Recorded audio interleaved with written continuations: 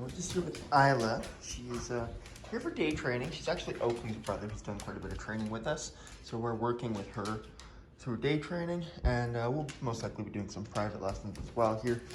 But she is already working with the Ecollar, her owner. She's already introduced it. But one thing here that you can clearly see is that Isla is quite rambunctious, doesn't really have much care in the world for who's around her or where she is. She's kind of off doing her own thing, you know, searching around for food, searching around for stuff on the floor.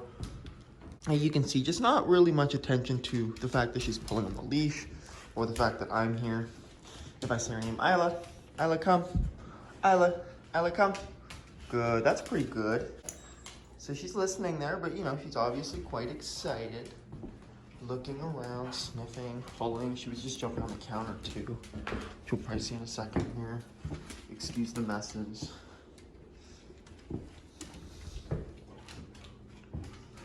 All right, I am just here with Isla. She's a young husky puppy here for some day training.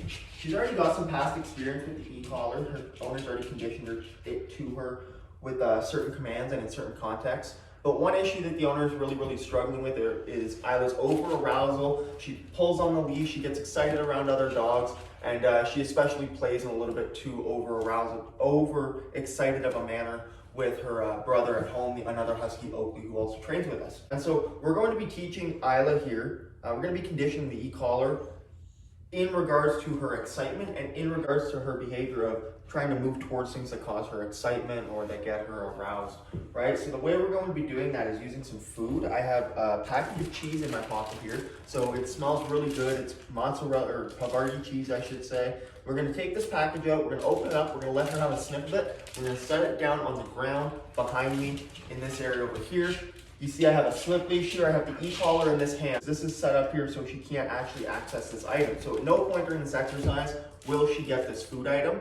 And what we're doing is setting up a conversation regarding resources with Isla, but we're setting up a conversation as well regarding her arousal, regarding her desire to move towards things that she wants without looking to us first for permission.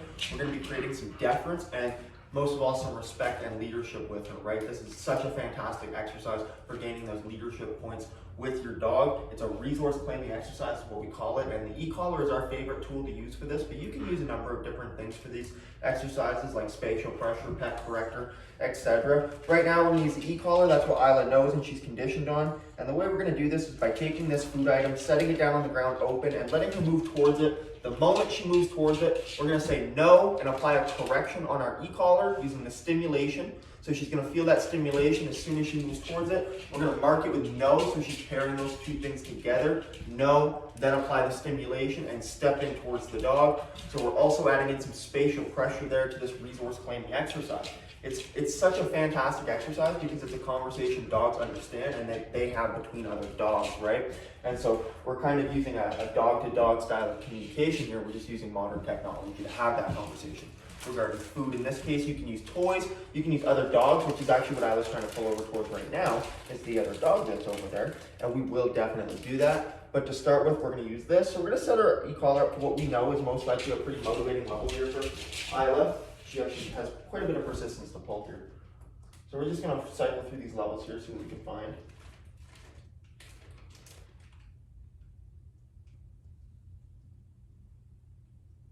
Waiting for a response here from Isla.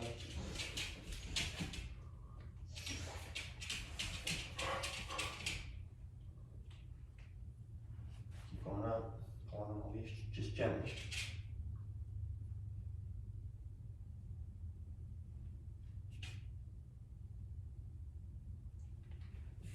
Good, there it is. Good, there it is. Good. So I'm going to say that she probably just does not have consistent contact. Well, I wouldn't necessarily say that because now her response is consistent, so I would not necessarily say it's a contact issue. But it very well may be, and the reason I'm saying that is well, we're at level 80, right? Now, that does not matter. It does not matter what level you're at, especially if you've done past conditioning, which this dog has had plenty of past conditioning. There's always that hesitancy to go up in those levels, but I always say, don't even look at the dial, which I did not look at the dial until I saw the response from the dog. Then I looked at the dial, oh wow, it's at level 80. That's the level that Isla is responding to right now in this situation. It's a husky High drive dog, young, does not surprise me. A level 80 is what's being required right now to get this dog's attention. We're gonna go ahead and turn that way back down now though, because she's pulling over there again. And we're just gonna apply that correction again. Tapping on the e-collar. There it is. Good, good, good, good, good. Good, good. I'm not gonna use this food right now. I don't have any food. I don't have any food on me. I'm not gonna use this food at the moment for this, but for rewarding her, I should say. This is only for our conversation regarding resources here, which we're going to do right now. Got a little bit sidetracked, but that was an awesome opportunity to show you there where her level is at, right? So we're going to be having this up to, this is going to be at about a 60 right now when we start this exercise for Isla. Maybe too high, maybe too low. Your dog is going to be different, so keep that in mind, right? So we're going to go ahead and set this down here. Isla, let her have a sniff of it. Let her have a sniff of it, let her have a sniff of it. Go ahead and set it down. Nope. Good. We're going to do that again here. We're going to turn that level up though, because obviously not much of a response there, right? I'm going to have to set this down again. Let her smell it. Nope.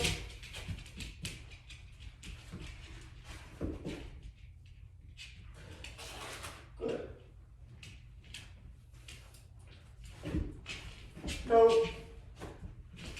Good. Stepping into her, tapping on the e-collar there until she moves away like that, right? I want her to actually move away from the item. Now what we should see here is her create a bubble around the item, and instead of moving towards it, she moves away from it, and maybe even gives us some eye contact as we move away from it to see what we want her to do in the presence of this resource, right? To get some permission from us. She may just avoid it altogether. Either one I'm fine with, and I'm gonna praise that. Good girl, Isla. I like where she sat there. Nope. Good. Good. I like where she sat back over there. She sat down. She deferred to me. She looked up to me. And she practiced a little bit more of a submissive behavior in regards to, again, this resource, right? And that is what we're looking for. This is such a game-changing conversation to have with your dog, and to have it with an e-collar, again, huge game changer. Me and Isla, this is our first interaction right now, isn't that? And that's, so keep that in mind, right? This is our first real interaction here, and this is what we're going to be shaping our relationship on, these exercises here. Good. These exercises here. So you can see right there this total avoidance of that item, which is exactly what we're looking for. Again, it's a bag of human cheese. She doesn't need that. Good. Moving away from it, not rushing into it. It's fantastic, right? Now we can bring another dog in here most likely. Dog, here. Good. Same thing. Isla, no. Good. So right there, Isla, no. Tap on the e-collar as soon as she moves in towards Dom, right? Could have stepped into her, added that spatial pressure there. Okay.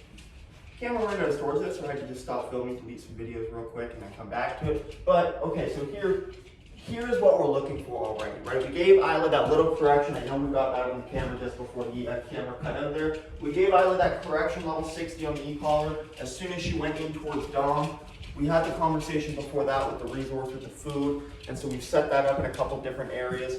And she understands, right? And now look where she's at on the leash. Look at her behavior on the leash compared to what was being filmed before, what you saw when she first came in. I have a little bit of before footage as well, where she's jumping all over the counter, jumping all over the couch and stuff. And now look, she's following along. She's getting a little whiff of that cheese and thinking about it, but she's showing deference. She's practicing self-control. And again, more importantly, respect for the resource and respect for me. Good girl, Isla.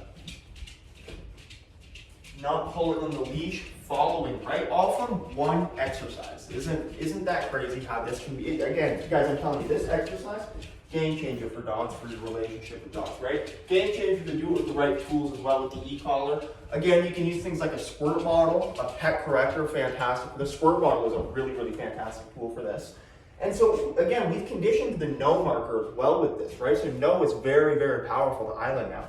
And we did that at a level 60 on the e-collar. Again, guys, that's the level that Isla responds to. It does not matter what level your dog responds to. Don't even look at the level, right? So I'm going to turn this down, though. I'm going to turn it down to about a 30. And we're going to apply a little bit of pressure on the leash, and I'm going to tap on the e-collar. Good girl. And as soon as she moves towards me, I'm going to praise that. You could reward with some food in that instance. And again, that's where we're going to get a dog that follows you, does not pull on the leash, and no longer pulls tight on that leash over anything, right? They understand the boundaries of that leash, and they understand what it means when they feel that leash. There's a dog out there right now, so probably just staring off at that. A little bit of pressure.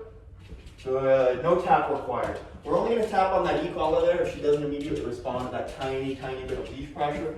Because I'm using one finger here with a husky that literally just came in here pulling my arm off. So this stuff works, and it works incredibly well. And now again, like, look at where the dog is too. The dog is following me. The dog is not avoiding anything. The dog is looking to me for guidance. Whereas just 10 minutes ago, not even before we did this exercise, the dog could care less that I existed, right? Isla.